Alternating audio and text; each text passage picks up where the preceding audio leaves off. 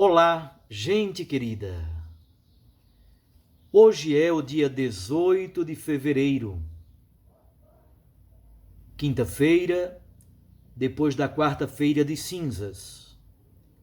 Estamos caminhando no nosso itinerário quaresmal, caminhando para o primeiro domingo da quaresma. O texto do evangelho de hoje é de Lucas, capítulo 9, versículos 22 a 25. Naquele tempo disse Jesus aos seus discípulos: O Filho do Homem deve sofrer muito, ser rejeitado pelos anciãos, pelos sumos sacerdotes e doutores da lei. Deve ser morto e ressuscitar no terceiro dia. Depois, Jesus disse a todos: Se alguém me quer seguir, renuncie a si mesmo, tome a sua cruz cada dia e siga-me. Pois quem quiser salvar a sua vida, vai perdê-la. E quem perder a sua vida por causa de mim, esse a salvará. Com efeito, de que adianta a um homem ganhar o mundo inteiro, se perde e se destrói a si mesmo? Palavra da salvação.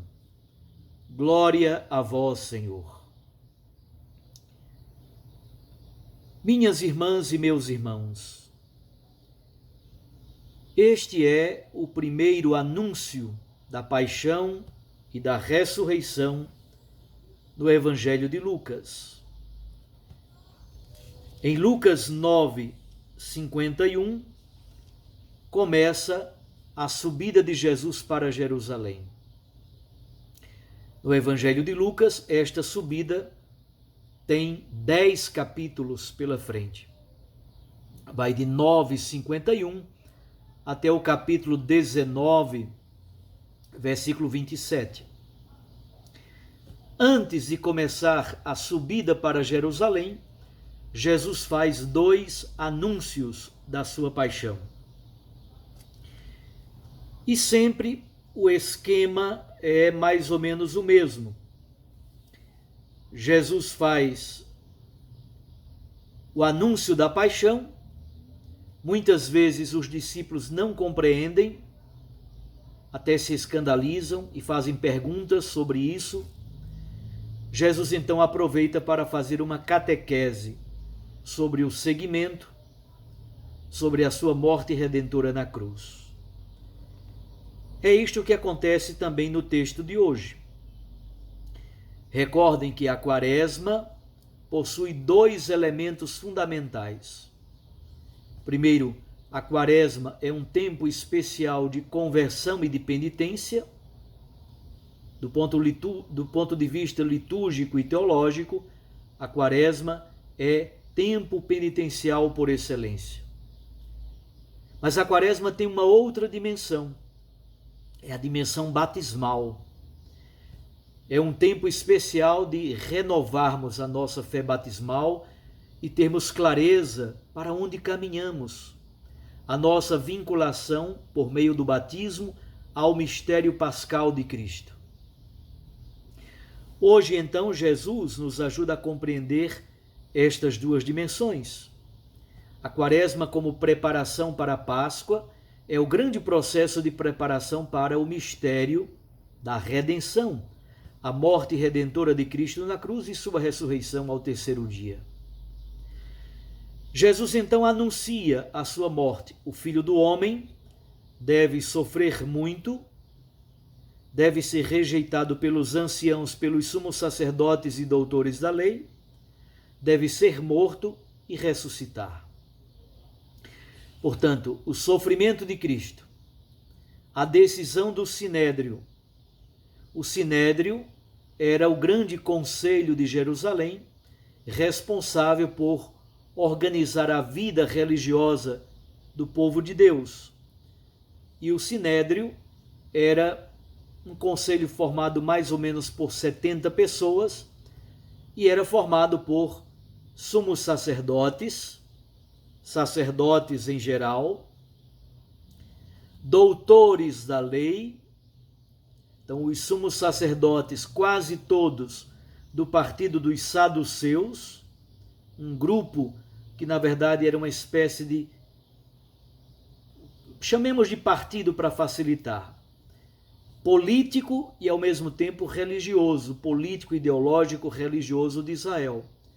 Os sacerdotes, quase todos, eram deste grupo, desta organização chamada saduceus. Havia também doutores da lei, especializados em estudar, em interpretar e em orientar o povo sobre o cumprimento da lei mosaica. Quase todos os doutores da lei eram do partido dos fariseus. Sacerdotes e doutores da lei, gente do partido dos saduceus, gente do partido dos fariseus. E havia um terceiro grupo que eram anciãos leigos, geralmente homens ricos, que tinham muitas terras, muitos eram latifundiários, inclusive tendo terras na Galileia, moravam em Jerusalém, mas tinham terras lá na Galileia, no norte. Então, sacerdotes do partido dos saduceus, doutores da lei, responsáveis pela interpretação da lei mosaica, e anciãos do povo, leigos, ricos, sobretudo proprietários de terra, eram estes três grupos que compunham o Sinédrio. E o Sinédrio será responsável pela condenação de Jesus à morte e depois foi ratificado pelo Império Romano ou vice-versa. Há um compadrio entre o Sinédrio e Pilatos, que representa o Império Romano. Pois bem, antes do início da subida de Jesus para Jerusalém, ele faz o primeiro anúncio da sua morte em Jerusalém e também da sua ressurreição. Jesus então aproveita para fazer uma catequese sobre o seguimento. Aqui alguns verbos são muito importantes. O verbo seguir, o verbo renunciar e o verbo tomar a própria cruz. Então, quem quiser seguir Jesus deve estar disposto a subir com Jesus para Jerusalém. Nós estamos em Lucas capítulo 9, versículo 22. Daqui a pouco, em Lucas 9, 51, começará o caminho de subida para Jerusalém. Então, o período da Quaresma é este grande período de subida com Jesus para Jerusalém, para fazermos um processo verdadeiramente penitencial, revisão profunda da nossa vida de fé em nível pessoal, familiar, comunitário e também social. A fé tem todas estas dimensões, mas ao mesmo tempo é preciso recordar a nossa vivência batismal, o seguimento de Jesus. Quem quiser subir com Jesus para Jerusalém, quem quiser segui-lo, deve tomar a sua própria cruz. Mas ao mesmo tempo sempre vislumbrando o mistério da Páscoa, o mistério da ressurreição. E aqui Jesus trabalha com opostos.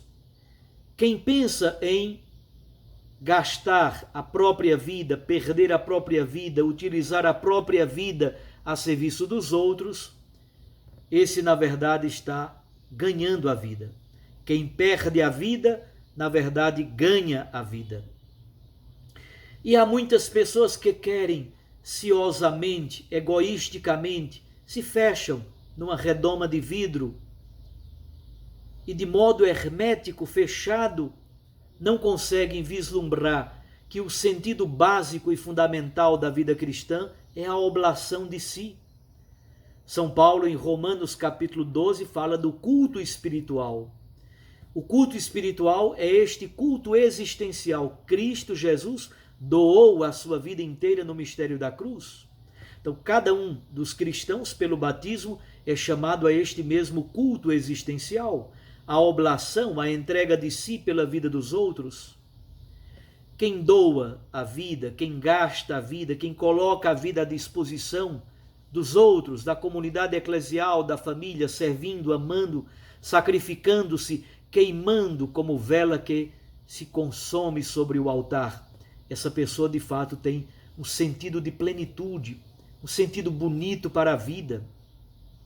É muito bonito o sentido da vida, é uma das grandes reflexões de Viktor Frankl, um homem que viveu os campos de concentração, mas encontrou exatamente na oblação de si, na doação de si pelos outros, o sentido fundamental da sua existência. O egoísta não consegue ter sentido para a vida.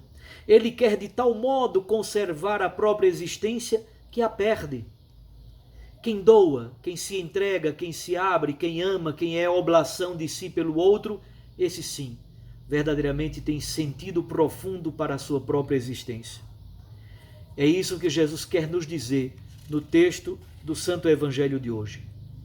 O grande sentido para a vida está na caridade, no amor, na oblação, na entrega de si, na doação da própria existência, como que vela que se queima sobre o altar pela vida do mundo. O que adianta então alguém tentar ganhar a sua vida, mas na verdade ele vai perdê-la? Ele a perde, ele a destrói. É uma vida xoxa, sem sentido, fútil, uma vida marcada pelo egoísmo, pela ranzinzice, pelo fechamento radical em si mesmo. Esse egoísmo mata, destrói, fenece. A gente morre antes de morrer. O cristão não. Ele morre na cruz com Cristo pelo batismo, para poder sempre e cotidianamente doar a vida pela vida do mundo. Este é o grande significado deste processo quaresmal que nós estamos iniciando. Um grande abraço a você. Fique com Deus e sua Mãe Maria Santíssima. Recorde que a palavra aquece o coração e a Eucaristia nos lança para a missão. E eu queria concluir fazendo uma propaganda. Ontem, quarta-feira de cinzas, eu publiquei um vídeo sobre a campanha da fraternidade. Procure aqui no meu canal, veja este vídeo sobre estas polêmicas sobre a campanha da fraternidade que estão rodando por aí. Veja o vídeo sobre a campanha da fraternidade publicado aqui no meu canal. Um abraço, até amanhã, se Deus nos permitir.